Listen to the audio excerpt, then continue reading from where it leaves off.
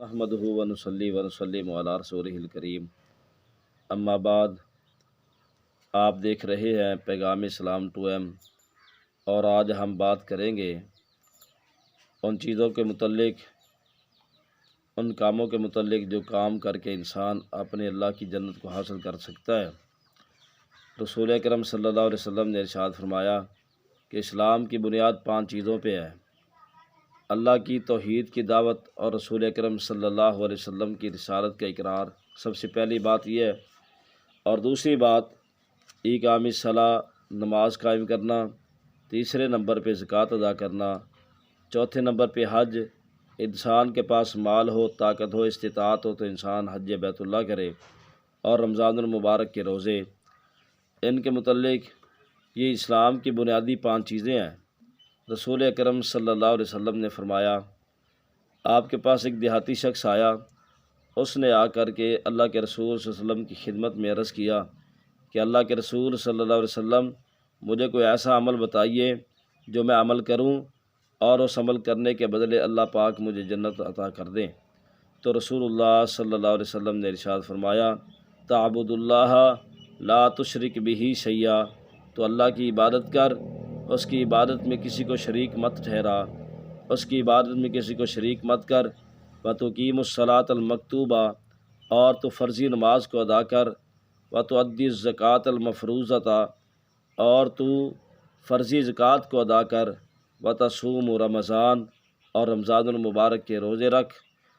جب اللہ کے رسول صلی اللہ علیہ وسلم نے یہ باتیں ارشاد فرمائی تو وہ شخص کہنے لگا کہ اللہ کے رسول صلی اللہ علیہ وسلم، میں ان کاموں میں نہ زیادتی کروں گا نہ کم کروں گا، جتنے اعمال آپ نے مجھے بتائے ہیں اتنے ہی عمل کروں گا۔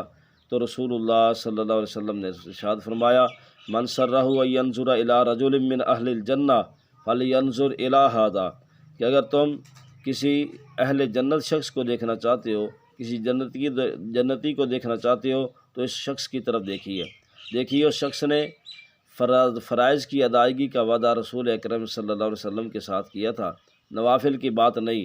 اگر کوئی نفلی عبادت کرے تو بہت اعلیٰ بات ہے، لیکن اس نے صرف فرضی باتوں کی فرائض کی ادائیگی کا وعدہ کیا تھا، تو اللہ کے رسول صلی اللہ علیہ وسلم نے اسے جنت کی بشارت سنا دی۔ اور رسول اکرم صلی اللہ علیہ وسلم کے پاس ایک اور شخص آیا، اس نے آ کے اللہ کے پیغمبر علیہ الصلاۃ والسلام سے عرض کرنے لگا کہ اللہ کے رسول صلی اللہ علیہ وسلم، اگر میں اس بات کی گواہی دوں کہ اللہ کے علاوہ کوئی معبود نہیں اور رسول اکرم صلی اللہ علیہ وسلم اس کے بندے اور اس کے رسول ہیں، 5 نمازیں پڑھوں، زکوٰۃ ادا کروں، رمضان المبارک کے روزے رکھوں اور اس کا قیام کروں، تو میرا شمار کن لوگوں میں ہوگا؟ تو رسول اکرم صلی اللہ علیہ وسلم نے ارشاد فرمایا، من الصدیقین والشہداء، تیرا شمار صدیقین اور شہداء میں ہوگا۔ ایک شخص نے کوئی لمبی چوڑی عبادات کا ذکر نہیں کیا، چند ایک فرائض والی باتوں کا ذکر کیا ہے، تو اللہ کے رسول صلی اللہ علیہ وسلم نے اس بندے کو شہداء اور صدیقین کے ساتھ اس بندے کا شمار فرمایا ہے۔ اللہ رب العالمین ہمیں بھی ان فرائض پہ عمل کی توفیق نصیب فرمائے۔ سیدنا انس بن مالک رضی اللہ تعالیٰ عنہ فرماتے ہیں کہ ہمیں قرآن کریم میں رسول اللہ صلی اللہ علیہ وسلم نے سوالات کرنے سے منع کر دیا تھا کہ آپ زیادہ کثرت سے سوال مت کیا کریں، جتنا دین آپ کو ملتا ہے آپ اس کے مطابق اپنی زندگی بسر کریں۔ تو فرماتے ہیں کہ ہمارے دل میں ہمیشہ یہ بات رہتی کہ کوئی دیہات سے کوئی اچھا ذہین شخص آئے، آ کے رسول اکرم صلی اللہ علیہ وسلم سے وہ سوالات کرے، دینی امور کے متعلق پوچھے، اور ہمیں وہ سننے کا موقع ملے، ہمیں عمل کرنے کے لیے ہم ان کو سنیں اور ان پہ عمل کریں۔ فرماتے ہیں کہ ایک دیہاتی شخص آیا اور اس نے عرض کی کہ اللہ کے رسول صلی اللہ علیہ وسلم، آپ کا مبلغ ہمارے پاس گیا ہے اور اس نے جا کر کے ہمیں خبر دی ہے کہ اللہ تعالیٰ نے آپ کو رسول بنا کر بھیجا ہے، کیا یہ بات سچ ہے؟ تو آپ صلی اللہ علیہ وسلم نے ارشاد فرمایا کہ ہاں سچ، اس نے بالکل سچ کہا۔ پھر پوچھنے لگا کہ آسمان کو کس نے پیدا کیا؟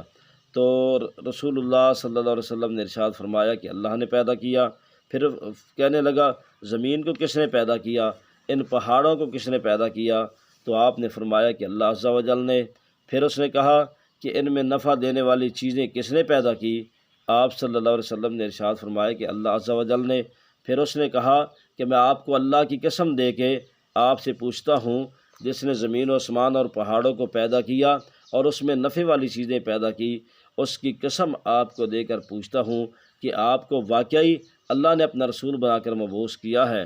تو آپ صلی اللہ علیہ وسلم نے ارشاد فرمایا ہاں۔ تو پھر وہ کہنے لگا کہ آپ کا جو تبلیغ کرنے والا جو مبلغ جو داعیہ ہمارے پاس گیا ہے، وہ کہتا کہ ہم پہ 5 وقت کی نمازیں فرض ہے اور ہمارے مال سے زکوٰۃ ادا کرنا اسلامی فرائض ہیں، کیا یہ بات درست ہے؟ رسول اللہ صلی اللہ علیہ وسلم نے ارشاد فرمایا ہاں۔ تو پھر اس شخص نے کہا کہ سال میں ہم پر ایک مرتبہ رمضان المبارک کے روزے فرض کیے گئے ہیں۔ آپ صلی اللہ علیہ وسلم نے فرمایا ہاں، اس نے سچ کہا ہے۔ پھر بولا آپ کے قاصد کا خیال ہے کہ ہم میں سے جو بندہ طاقت رکھتا ہو، جس کے پاس قوت استطاعت ہو، وہ بندہ حج بیت اللہ کرے، کیا یہ بات سچ ہے؟ آپ صلی اللہ علیہ وسلم نے ارشاد فرمایا ہاں، یہ بات بالکل سچی ہے، اس نے سچ کہا ہے۔ تو وہ بندہ کہنے لگا قسم ہے اس ذات کی جس نے آپ کو حق کے ساتھ مبعوث کیا، میں ان اعمال کو نہ زیادہ کروں گا نہ کم کروں گا، بلکہ انہی کے مطابق اپنی زندگی بسر کروں گا۔ تو رسول اللہ صلی اللہ علیہ وسلم نے ارشاد فرمایا ان صدقہ لیدخلن الجنۃ، اگر اس بندے نے سچ کہا ہے، اس بندے نے سچا وعدہ کیا ہے، تو یہ بندہ ضرور جنت میں داخل ہو جائے گا۔ تو حضرات آئیے اللہ سے دعا کیجیے کہ اللہ رب العالمین ہمیں بھی نفلی فرضی اور نفلی عبادات کرنے کی توفیق نصیب فرمائے۔ اللہ رب العالمین ہمیں ان رمضان المبارک کی مبارک ساعات کو اللہ کی فرما برداری اور اللہ رب العالمین کی رضامندی کے کام کرنے میں بسر کرنے کی توفیق نصیب فرمائے۔ اللہ رب العالمین ہمارے صیام، قیام اور قرآن پاک کی تلاوت جو کچھ اعمال ہم کرے، اللہ رب العالمین اپنی بارگاہ عالیہ میں قبول و منظور فرمائے۔ وما علیہ الا البلاغ۔